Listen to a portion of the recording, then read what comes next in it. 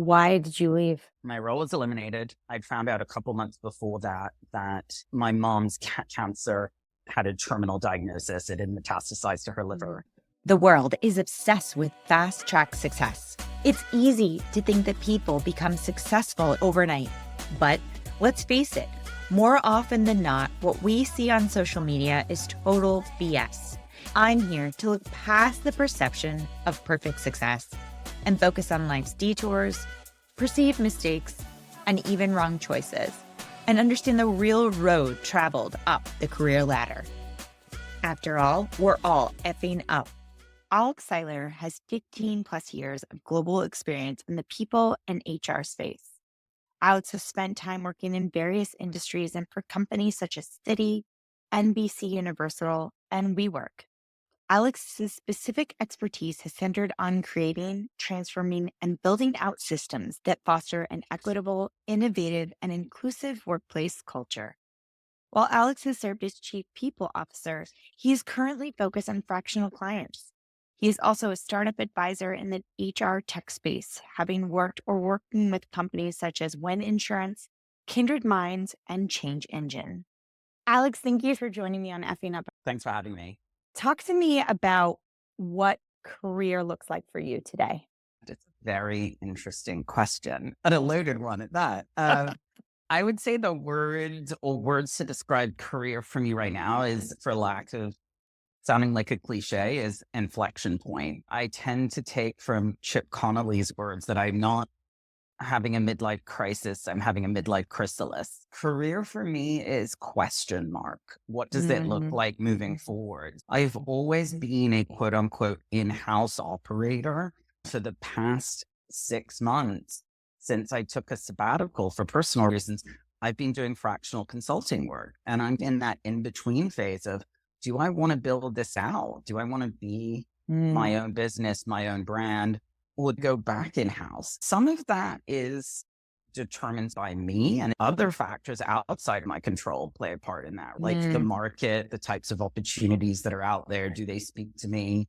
Right now, I'm thankful I'm doing work I enjoy with people I enjoy.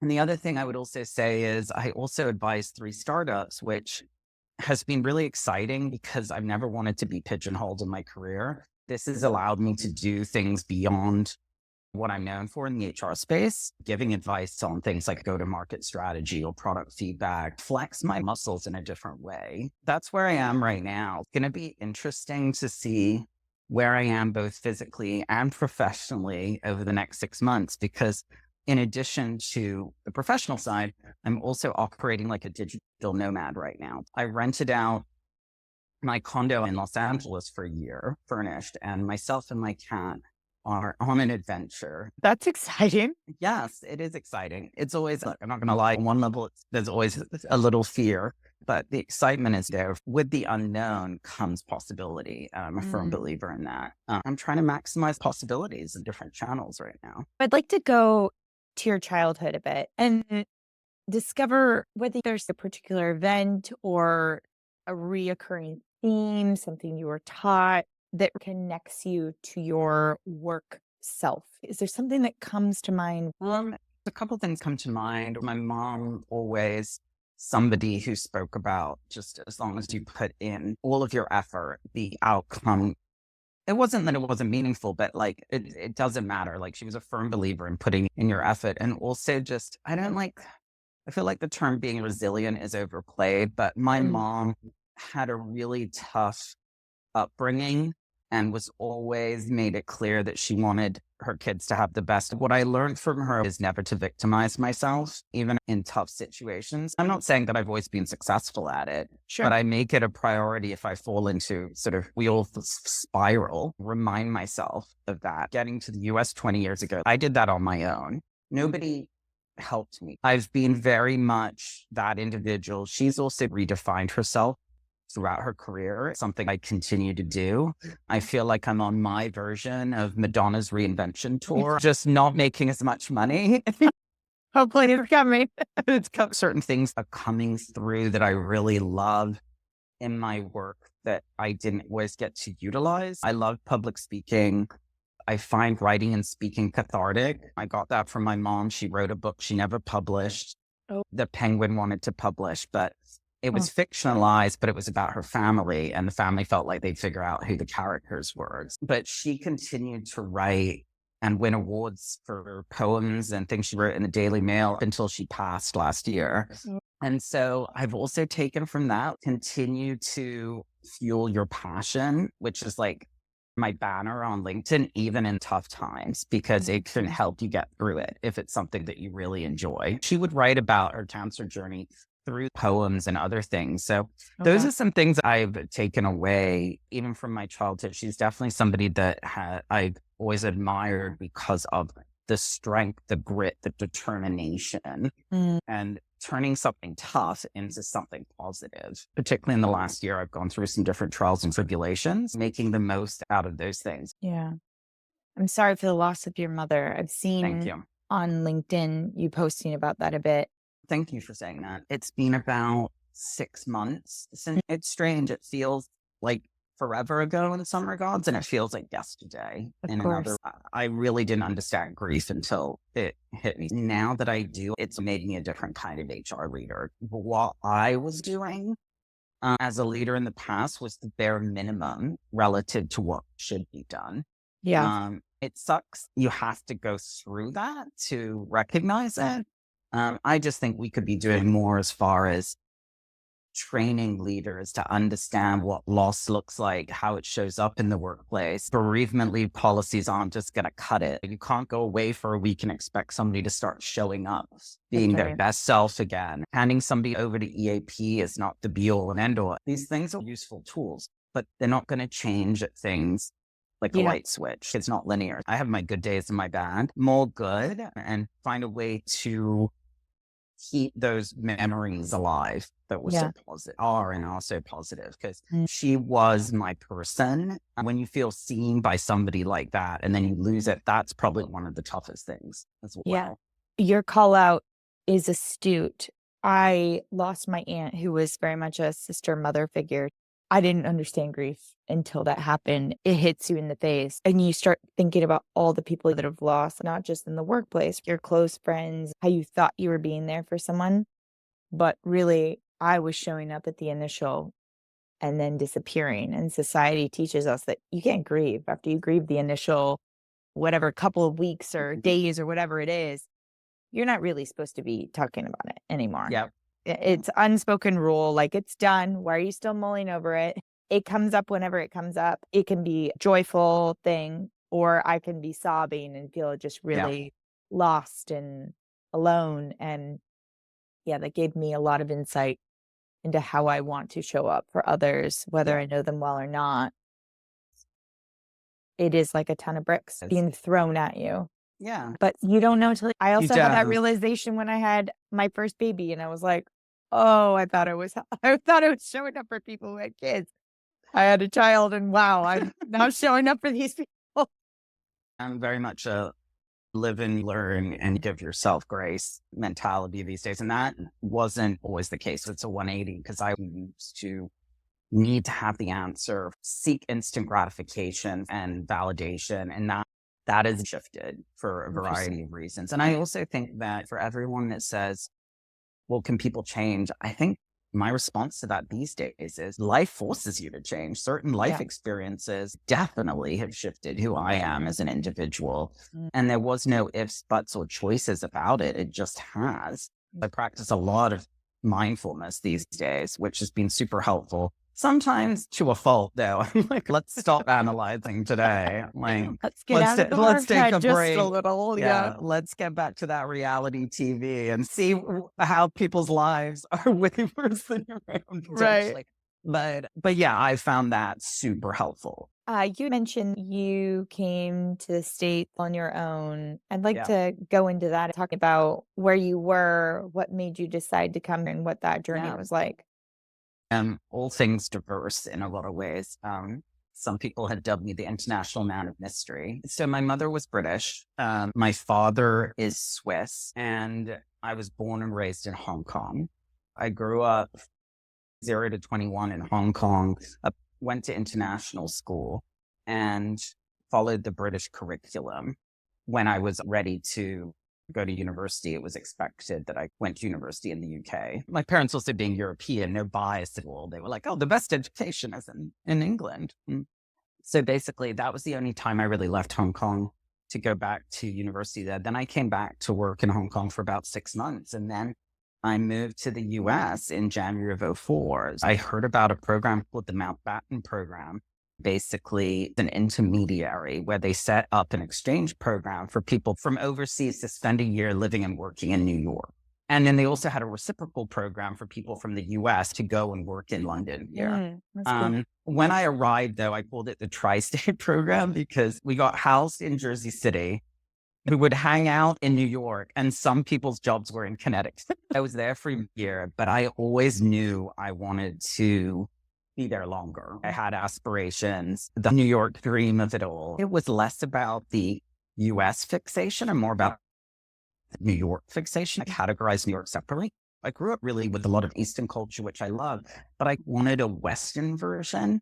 I also had so many friends of mine from Hong Kong that were going to university in New York. So I knew I'd have some familiarity as well. And I'm also a big foodie. That's my dad's background. That's how we ended up in Hong Kong. He worked for the Peninsula and the American Club as a food and beverage director. So traveling good food, I knew I'd be surrounded with there as well. There's nothing like New York food. Oof. Correct. I agree. So that's how I ended up there. During that year, my first internship did not work out. I quickly found out that role was not for me. So I then got placed at Citigroup.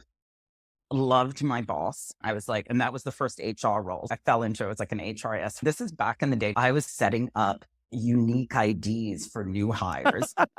We're in the age of generative AI, and I was manually setting up IDs for people at Citigroup. I was like, this is interesting. Honestly, a combination of good work and the stars aligning. Somebody had gone on leave, came back and resigned. By that time, I was doing that person's job. They knew I wanted to stay, were happy with my work, and offered me a full-time role and to sponsor my visa. I was in New York for 13 and a half years. I made a brief return in 2019 for a 6-month stint when I worked at a little company called WeWork. I'm excited to get into that. I was like, ooh, this will be interesting. But if we could, real quick, you'd said that first opportunity, that internship didn't work out. Then you went to Citi. We've got to talk about it. I would be surprised if you were going to delve into that. What didn't work out there? It's a reminder that in life, it depends on where you are and what you need. For people coming out of school, regardless of era we're in, right? You could benefit from a little bit of structure, or if you don't understand how a corporate job works. We're like, graduate and go figure it out. Good luck. Correct. Yeah. And so I found myself working in a nonprofit arts organization in Gramercy Park, New York, with just me and my boss in a studio apartment. I was a jack of many trades. And I was like, this isn't for me. From my first work experience, this isn't what I'm looking for, which is funny if I think about the arc of my career, because then I went super corporate and multinational. And then I've moved into small and mid-sized organizations over the last few years. So it's just funny how the shift changed. But at that point, I was like, oh, no, this is for me. So much to do. Yeah. Because you were starting out in your career, looking to build yourself personally and professionally. And as you and I know, you make friends in your early days, particularly. Yeah. So if you don't have that to make of it, you feel like you're floundering. I totally understand that. It felt really lonely. It was just me and my boss. She wasn't there. It was just me. It goes back to the community aspect. I always thank Citi for where I got my HR foundational roots. But yeah, I got to work with so many different types of people. The office was always buzzing. Did I like going to work in a suit? No. I think we all make concessions in any job. Right. I think that's what I needed at that point in my career. Honestly, had I not got because the job at the nonprofit company was also this office management / whatever needs to be done sort of things. I was learning everything yet nothing at the same time. Whereas at least with Citi, it was there was very clear guardrails of what I was learning. Now, but you could see avenues where you could head. You might Correct. not Yeah. want to do what you do now, or it might not resonate forever, but this person's doing that, and you can Yeah. start to understand what's available. The problem with big companies is you don't want to fall into a silo and be like, I can only color outside of the line so much. That's why I think I've been attracted to small and mid-sized companies. At the beginning, when I was learning a specific function or domain, that was super helpful.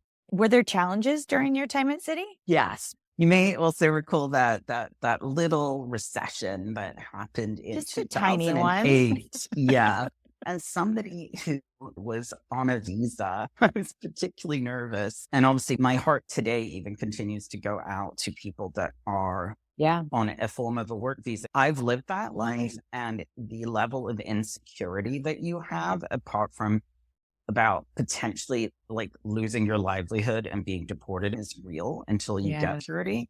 By the time 2008 hit, I had been at Citi for almost 5 years. I was at an inflection point. For me, diversity of industry was important. I didn't want to be pegged as the finance HR guy, because I had come across friends who, frankly, all they did was jump from one financial institution to another, and they would never looked at other companies. So I need a different industry experience. And so honestly, that's when I started shopping around for 2 reasons. The downturn. So I was worried like what that would mean, because I needed somebody to pick up also on a personal level, sponsoring my green card. I didn't see that happening in financial services with people being made redundant in that arena. And then the second, especially within HR in that arena. Exactly. And then the other thing that I was concerned about was my business in private banking. I was under the umbrella of global wealth management, which included Smith Barney and Morgan's and the private bank. Smith Barney was going to absorb the HR functions that we had under one umbrella function. And basically, a lot of those jobs were going to move to Purchase New York. And I was not looking to do a reverse commute. It was a number of different factors, both personally and professionally. The personal bit was important about securing the green card. I ended up going to Ogilvy and Mather into advertising. And that turned out to be a good move because I got my green card there. So were there any struggles during your time there? The hard thing was I got to learn a new business, but I wasn't growing as an HR professional. Because I think when I was in Citi, a lot of people had come from finance and other places, and I felt constantly challenged. Once I learned enough about the advertising business, I wasn't getting challenged on a day-to-day basis. I didn't know where to go next to move up in my career. I've always been ambitious, but at that point I was crazy ambitious. Once my green card came through, I was a free agent, which I had never been. I was like, wait, what? The handcuffs have come off. I can go wherever. You moved on to Time Inc. Yes. Talk to me about that experience. The infamous world of publishing. One of my favorite places I've worked. The work we did, the people I worked with, both in the business and in HR, the combination of it being a fun product that I actually engaged in. Like, I love content. I loved their publications. I got my free magazines to take on the plane when I was traveling, but also had a certain amount of infrastructure that came with how big it was. The problem, to get ahead of your question of where did it become problematic, is the business was problematic at the end of the day. It wasn't a Time Inc. specific thing. It was the same thing that Condé Nast and Her Space. They just didn't know how to come up with new revenue streams that would really help the business grow or grow quickly enough. And I think everyone was like, digital's the answer. And it wasn't monetizing as quickly as people had said. By the end of my time there, I felt like there was no strategy or direction because people couldn't come up with new revenue sources. It was an industry problem. A lot of what I was doing at the end was cutting cost. And I was like, I don't want this to be my legacy. I don't want this to be my swan song. Like, I came into doing this kind of work to invest in people, not to do this. I realized that I needed to find a place where I could do that. They really listened to what people were interested in doing. Like, the example I can give you is that's really where a lot of my work in DEI in particular, the director of diversity left just before I got there. And they hadn't planned on replacing that role, but they were thinking of ways of how can we divvy up the responsibilities? And I was like, well, there's certain things I've done a little bit of and I'd love to do more of. And that was particularly around supporting employee resource groups, acting as a guide and mentor to them, some that. And so they gave me the opportunity to take on those responsibilities in addition to my day jobs. I appreciated the listening because, as you and I both know, that is not a given at a lot of places. It's a calculated risk, right? Yeah. And that luckily for me paid off Cool. then and for me. But yeah, I'll always be thankful for that. Mm. Your next move was to NBC Universal. You had a 2-month gap. Is there anything noteworthy there that you want to touch on? No. So my mom, with her cancer journey, it started around that time. She had been battling different forms of cancer for about 12 years. Whenever there was sort of me changing jobs, I would go back to England to spend a little bit of time with her before I started something new. And that was an interesting time because I was at that crossroads of whether I wanted to leave New York at that point and go to California, because the California bug had been something in the back of my mind. And what's not on my LinkedIn that I'll know is I actually went to NBC after turning down Netflix. And what are your feelings about that now that you reflect on? Look, hindsight is always 2020, right? I will tell you my first reaction when I got the offer was like, this is an obscene amount of money. Is it real? What do I need to do? I think I can do this job, but what do I need to do to keep it? Because this seems out of whack. Like, it feels too good to be true. I've learned over time, because I've known a lot of people at Netflix, is they are very much a performance culture and they cycle people out. That hefty price tag could work against you because it's hard to find something in the market that pays that amount after. Some things I heard, it wasn't if, but when your time comes up. It's like the musical chairs thing. There's not a seat for me left. So so different reflections depending on the time. Many nights of what did I do? But I also realized I wasn't truly ready to make the move yet. But after NBC, I felt ready for a move to California. I think I was just drained by New York at that point. Yeah. What comes up when you reflect on your time at NBC? The main thing that comes up, a couple things. I was ready to make a shift. It was nice to reinvest in people again after coming out of the timing experience. My role was very much not just an HR business partner, but creating programs for the HR community to help them grow. And I was like, this feels so nice and frankly light after all the cost cutting that I've been doing. But I also realized it was hard to make change happen in a big company. Like, you can tweak stuff, but monumental change, it's harder to do unless you're at a small and mid-sized company. With bigger companies, there's a certain amount of bureaucracy that comes with it that I think over time has led me to small and mid-sized companies because I just like to eliminate some of the red tape. I also think that role, what I liked about it is part of my team was in New York and I was based in New York, but I also got to spend time in LA. A lot of my friends were in LA. So that was great. Although you would think then I would try and make a move to LA instead of my next company in San Francisco. My learning was not all California is Southern California. What was the thing that made you say, okay, I'm done with New York, I'm done with NBC, it's time to look for something else? Candidly, and this goes back to your point about not sugarcoating anything, my mental health was being challenged in New York. New York isn't for the faint of heart. When you need a quiet place to rebuild, it's not the place to be. I felt increased depression and anxiety building. And so I felt like I needed some sort of reset. And the other thing is, and this is something I've given myself grace over time, I felt I needed a new experience. I've talked about being ambitious. I always had a goal, very title driven. Now I coach people. Forget the title. Just think about the work and the cash. Think about the job description. I've done a 180 on that as well. But I was very title focused and I was like, okay, I'm going to be a director by 30 and I did it at 29. And then I felt like I wasn't meeting any of these goals anymore. I felt like I was off track and I felt like this would be a move to get me back on track. At least that's what I was telling myself in my head. So that's what was the straw that broke the camel's back. One of my closest friends had made the move to San Francisco. She and I actually we worked together since City. Oh, wow. Yeah. And she had made the move to San Francisco and she was working at Blue Shield, California. I saw a role open up there and she made that introduction. So that's how that all began. Going back to your reflections on New York and your mental health, New York, not being for the faint at heart. My experience there, and I loved it. Those were the glory days for same. sure. Same. But no matter how successful you got, whether it be title, money you made, you were never successful enough. There was so much farther to climb on the ladder, and there was so much more money to be made. You'd walk the streets in West Village and go, I'm so poor, but you'd be doing fine. And it was just this constant reminder of how much farther you needed to go to make it, quote unquote.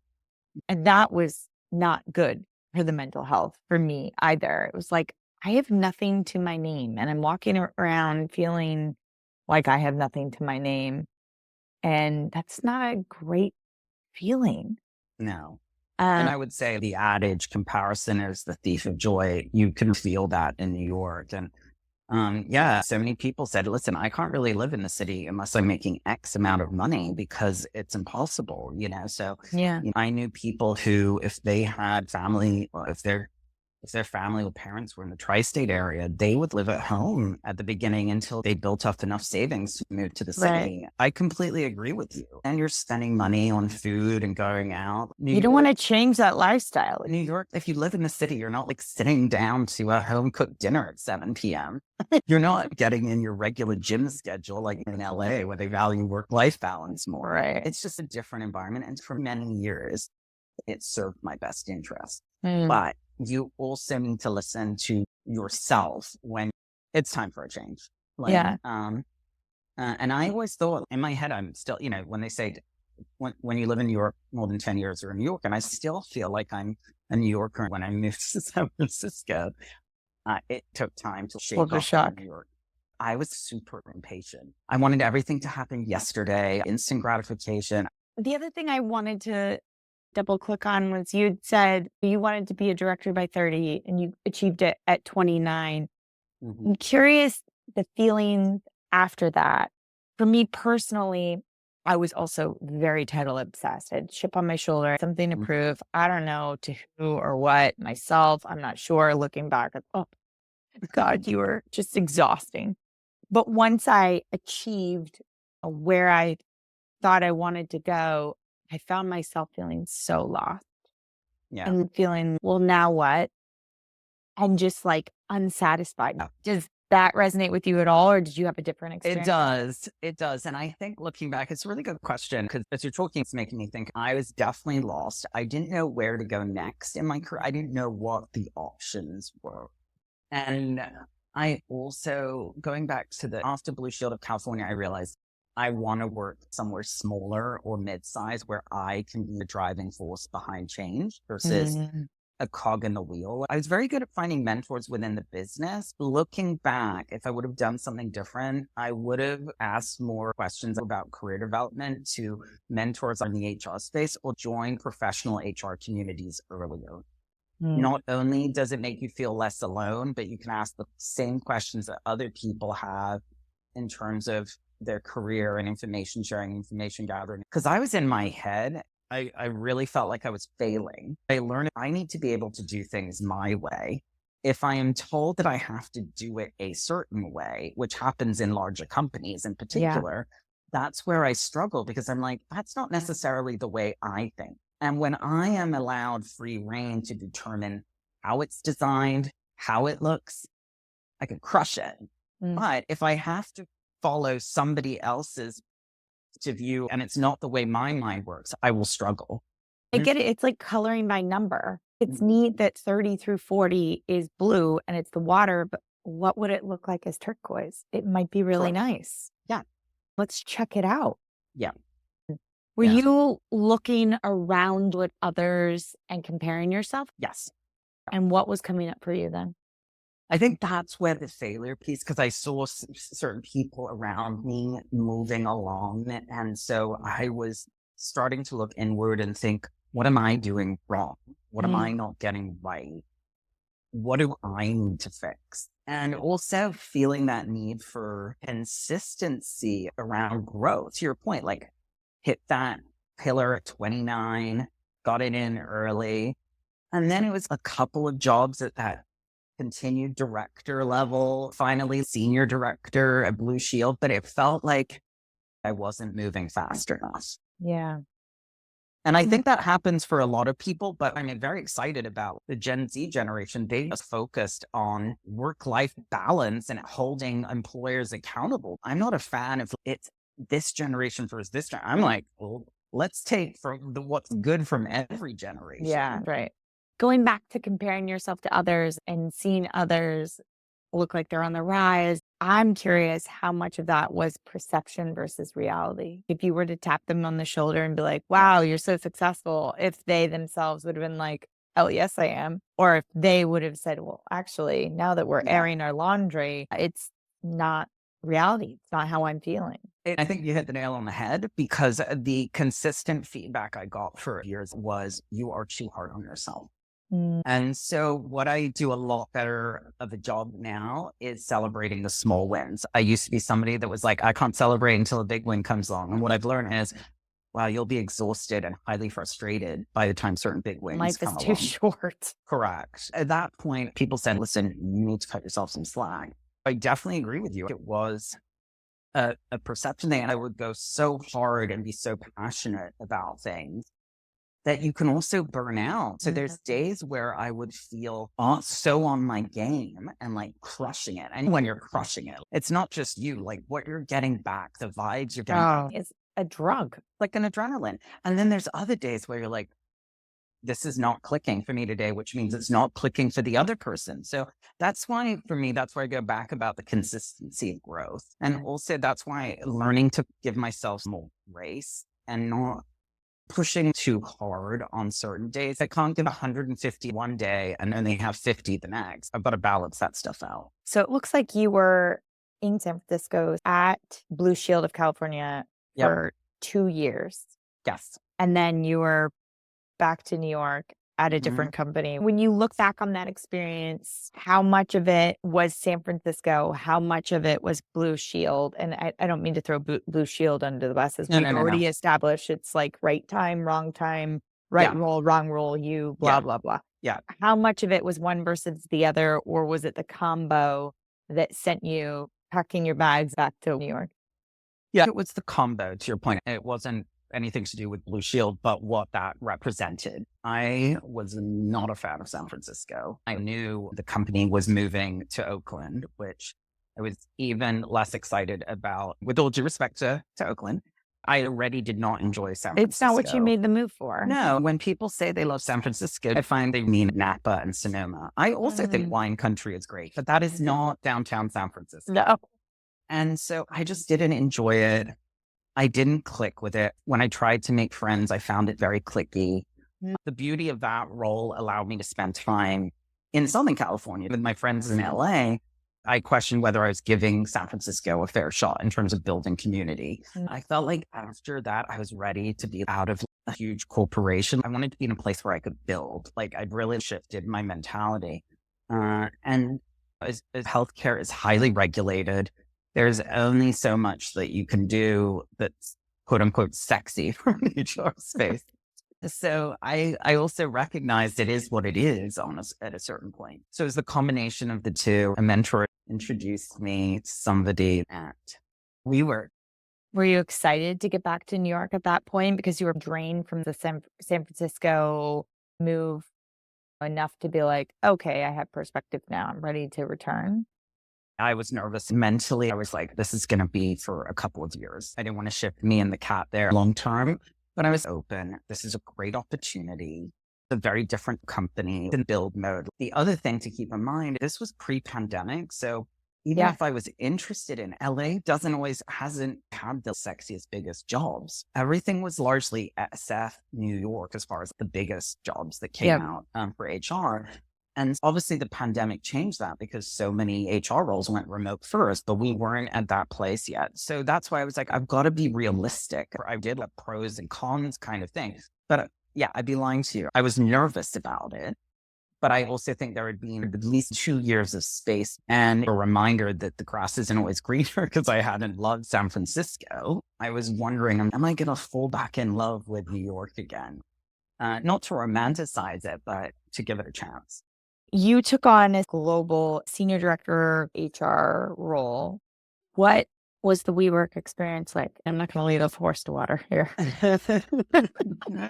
But my faith. There's nothing left unsaid at this point. I've described it as change management on steroids. Things happen so quickly and so fast, barely had time to react. And it wasn't an environment. That's important. It was always reacting. You couldn't plan. Correct. And you couldn't hold anyone accountable. Honestly, there could be a change in decision making, like a 180 in a matter of hours. And it wasn't the sort of place where you even had enough time to be like, why?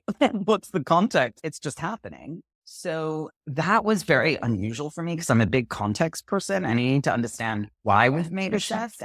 Change management is tough. If you can't, first of all, you don't understand it. How are you going to articulate it to employees? I didn't have the information. You have to be able to sell. Like so much of the HR role, wherever you are in HR, is being able to communicate and sell so you can have buy-in. And if you don't understand it yourself, how are you going to be a good seller? Yeah. And also be authentic. And how can you feel like it's not even sharing a narrative if you don't understand what you're doing or what you're about. That's something I really struggled with. The final straw for me was when I got a piece of feedback that said, Alex, you like to hold people accountable, but this is not a culture where people like to be held accountable. How can I measure my effectiveness, your effectiveness, anyone's effectiveness? There's no way for me to do my free job. For all. Basically. Yeah. Which was very interesting because when SoftBank came in and put an interim management team in place, one of the things they focused on was accountability.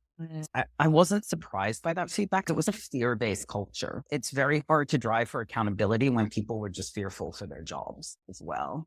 So yeah, I don't think I ever, nor will I ever come into contact with a job like that again. It was just so different. What I will say is community can be built in both positive and unusual circumstances. I've got friends this day from WeWork because nobody really understands it unless you've been through it. You can watch documentaries. You can watch Anne Hathaway, but until you've lived it, it's similar to, not similar because it's different. Like we were talking about grief, until you've gone through something, it's very hard to articulate to someone what it was like. I definitely lived on pins and needles a lot in that role. I just didn't know what I was walking into any given day. It wasn't excitement. Oh my God, this day could bring anything. It's, oh my God, what is this day going to bring? What fire am I going to have to put out today? I think that is fair for me as well. When I think about the friends I've gleaned from my vocational experiences, I would say almost the ones where it was most toxic and we didn't want to be there. Some of those friendships were the tightest because we only understood each other. You could go home and tell your friends or your family, and it just almost sounded like it was make believe. Like you couldn't write this stuff. And so you ended up being so tight knit with these people because they understood your experience and that was meaningful. Yeah. One caveat is you have to be careful of not becoming bitter though, right? And falling into that trap and using it more as we're here for each other. This is hard. How can I help you the manage line through it? is very thin. Yeah. Yeah, agreed. Once you've left and somebody's still there, that becomes tricky too. Sure. Because you're no longer dealing with that. And may not want to deal with it at all. They call and tell you the issues and you're like, no, I got out of here for my mental sanity. Yeah. Why did you depart WeWork? I just didn't know how I was going to be effective or successful there. I was super disappointed. You can imagine I uprooted my entire life to go back, moved my cat, moved everything. It was really important for me to make it successful. I was really disappointed, but this was the time where it was like, if I can make the move to LA, I am going to try and make the move. Luckily, I was referred to my next job by somebody I worked with at Citi. What I loved about that role was it was head of HR for North and South America, would have travel, definitely needed transformation. The company itself was around 3,000 people globally, but I would have oversight for about 450 in the region, which I was like, oh, that's a really good size. The role could be done from 3 locations, DC, Houston, or LA. You'd gotten a taste of LA. You were excited. This is the time. It was also not like I was just picking any job. I needed it to be an interesting role that financially made sense. The other thing that I didn't bring up, which made a lot of sense, is global headquarters were in England. And I knew I'd be traveling there at least once, if not twice a year, which meant I could spend time with my mom as well. So there was other added incentives around that. You're in LA now working for Control Risks. Yeah. I'm curious, did I guess the move to San Francisco, the comeback to New York, the WeWork, did that shadow take a while to dissipate, or did you find it lifted fairly quickly? That's a good question. I think it took a little time, but because it was such a different company and environment, probably quicker. For me, it was trying to understand parameters again, because I'd lived with so little parameters at WeWork. So it's, oh, wait, they've got a process and a structure for this here. The shock. So I think that was more like, because it did, like we talked about, it felt like a free-for-all. So I needed to remember, I'm not in a free-for-all environment anymore. This is consulting, professional services. I need to remember that. Did you have struggles during that time? I think the only thing that was really tough for me at Control Risks was the fact that from an HR perspective, we were implementing our technology too late. That didn't enable the business to grow. I was seeing that firsthand on my team.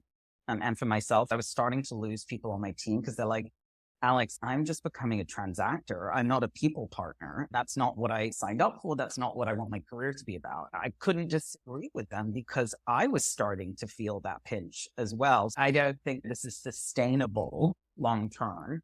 I'm a big HR technology person. I don't believe in just keep adding or throwing bodies towards a situation. Sure. In certain cases, it's headcount. In certain cases, it's technology. But the ideal is it's probably a fusion of the two. And so I think that's where my biggest challenge was. I was ready to be the one with ultimate decision making. I could do that regionally, but I couldn't do that if it fell into a global decision. What drew you to move on? I actually got headhunted. I never thought I would work in an accounting advisory firm. Accounting and law firms, and I shouldn't stereotype them, but it's like where HR careers went to die because they weren't necessarily viewed as the most progressive. But what I was excited about with the role at GHJ was that it was a transformation role, and everything they told me was stuff that they never really got the HR function right. And they wanted to empower somebody to come in and really figure it out. And so that was a really exciting value proposition for me. And spent 18, 19 months completely restructuring the function. Realized what we also needed on top of the people and workplace experience function was an internal communications function. Built that and incorporated it underneath. I created a people transformation plan, created a people strategy, and then we started operationalizing against all those things. And it was a nice full circle moment because when I started, all I heard was the people function is so siloed. We never hear from them. And then like, oh my God, we know what's going on in the company. And people were wanting to like in their departments follow the approach that the people team were taking, right? And we also won an award at Transform for People Experience of the Year. It was night and day from what I walked into. This was a result of the entire team's work. It was a really exciting experience. And it's nice to see the fruits of that labor. Why did you leave? My role was eliminated. Yeah, my role was eliminated. I'd found out a couple months before that my mom's cancer had a terminal diagnosis. It had metastasized to her liver. I was really thankful that GHJ, at that point, I'd already said I need to be working 1 week out of the month from the UK on Pacific hours. And so they supported that. So I really appreciated the flexibility. But I realized after my role was eliminated, I needed to take a sabbatical. I just wasn't in the frame of mind to look for another job. I wanted to spend as much time as possible with her. I spent all of August in Europe, 3 weeks with my mom. I was going back and forth between LA and England every 4 to 6 weeks until she passed. After her wake and funeral, I came back, spent time with friends, decompressed in Cabo for a few days. And then I was like, let's go in hard and figure out what I want to do with my life. And also by that point, one of the startups that I'm advising, they had also known I was coming off the sabbatical. They're like, would you do some fractional consulting work with us? I still am today. I have another client I'm working with. And that's how the fractional journey started. I'm on this back and forth. Is this going to be a business now? I am having conversations with folks interested in working with me to build a business in this regard. I'm very open to it. Is there going to be an in-house role that speaks to me at some point? There's pros and cons to both. I don't love the hustle and grind and business development that comes with fractional, but I love the work and the feeling of it being a partnership, not a hierarchy. Yeah. I don't miss the corporate politics. And listen, I'm not naive. If I went back in-house, I'd have to deal with some of that. I need to know a bigger percentage of my time is focused on the work than the corporate politics. Yeah. Because if it's the reverse, then it's problematic. Yeah, that resonates in a similar state, burnt out from being inside. And I think a large part of that too is you get to a point in your career where you can't just go blend in anymore. Once you get to an executive level, you can't just be like, okay, like I want this job where I'm like demoted compared to what my resume looks like. They don't take you seriously.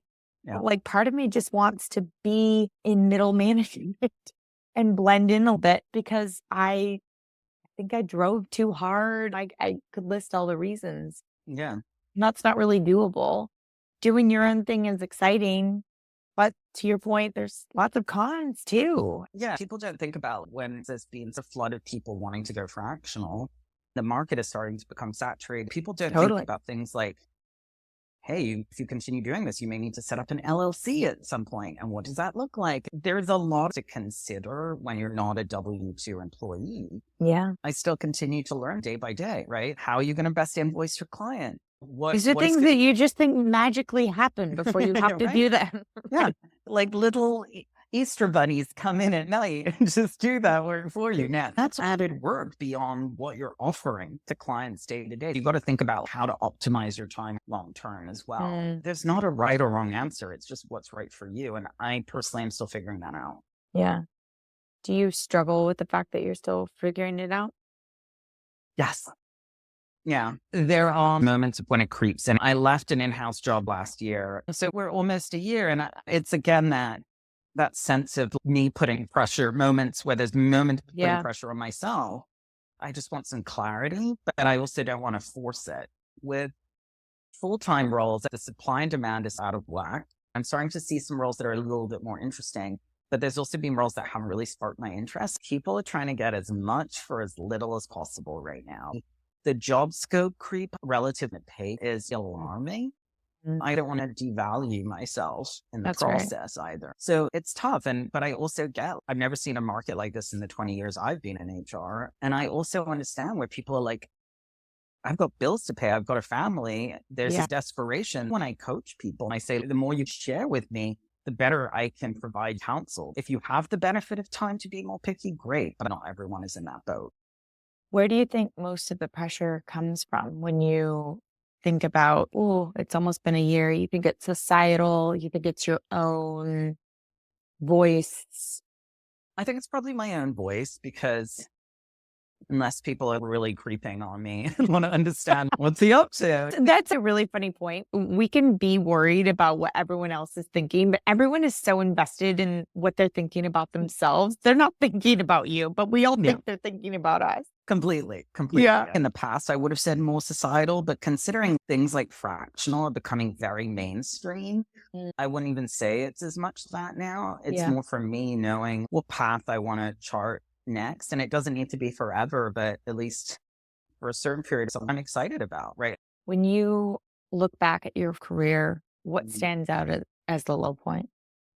Ooh, I don't know. This is not a cop-out. I don't know that I'd say there's a low point. I think I've had a lot of learnings. Take off that lens where you're answering the question today and think about where you watched a video back where you saw yourself the most in tears or the most depressed or feeling I'm not where I want to be. Yeah. I would probably say two. I would say, and probably not surprising based on our conversation. One, WeWork. because it was a shift to something different that I was excited about, and I'd uprooted my life and it came tumbling down very quickly. Yeah. So that would be one. Last year as a whole, not specific to a job, just the accumulation of things personally, professionally happening in my life that were really outside of my control and trying to bounce back from it. What made you think doing this podcast was a good idea? You and I have talked about being comfortable in your own skin. I've told myself in the past that I was, but I wasn't really. I think that I am authentically me these days and much more comfortable in my skin. And I feel that if I can tell my story and somebody else feels a little bit of their own or open to share their own, then there's something that good that's come out of this. I'm going to jump into some rapid fire questions. How do you define success? Not giving up. Yeah. Not giving up. I learned that from my mom. You'll get plenty of no's in your career, but the yeses will come. When you think back to yourself as a preschooler, kindergarten age, what did you want to be when you grew up? I wanted to be a news anchor, especially on CNN, because I was like, I've got a Florida accent and I'd sound great on this American television.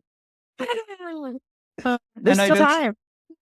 What 3 words would you use to describe your career? Diverse, unpredictable, up and down, or nonlinear. Is there one word for that? Give me 4 words. Okay. It's hyphenated. It's hyphenated. I have 3 labels that I'd like you to use for 3 of your jobs. Love, ultimate fun, skip. One for each. Oh my God. Okay. Ooh. Wow, that's really hard. Okay, timing is in there. I'm going to put that in ultimate fun. Okay. I am going to WeWork. Okay. And I am going to, this one's actually surprising. This is a toss up between control risks or city for different reasons. Control risks because it's the first job that I really got to, where I got to build and transform before going to GHJ. And city because it gave me my foundation in HR. That's understandable. So different reasons. Makes sense. Yeah. Okay. Thank you for your time. We'll talk soon. Sounds good. Take care. Bye. Bye. Thank you for listening to today's episode of Effing Up. I'm your host, Deanne Reinert. If you enjoyed today's episode and you'd like to help support the podcast, please subscribe on the platform you use to listen to podcasts. Share Effing Up with others, post about it on social media, and/or leave a rating and review. Until next time, count your perceived failures as part of your path to success. After all, we're all effing up.